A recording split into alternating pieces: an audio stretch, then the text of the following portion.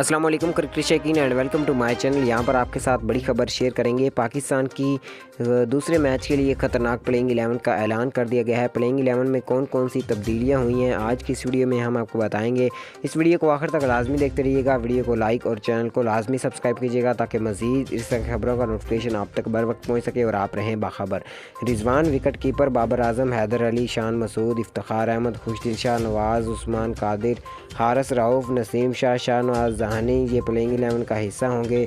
जबकि खुशदिल शाह की जगह आसफ़ अली की या शादाब खान की प्लेइंग 11 में वापसी भी हो सकती है। जी हाँ दोस्तों, पहले ये सुनने में आ रहा था कि खुशदिल शाह की जगह शुएब मलिक की टीम में वापसी होगी, लेकिन टीम में वापसी नहीं हो सकी क्योंकि चीफ सेलेक्टर नहीं चाहते कि शुएब मलिक की टीम में वापसी हो या मोहम्मद आमिर की टीम में वापसी हो, क्योंकि वो चाहते हैं कि वर्ल्ड कप तक यही स्क्वाड खेले और ये स्क्वाड कभी भी नहीं जीत पाएगा।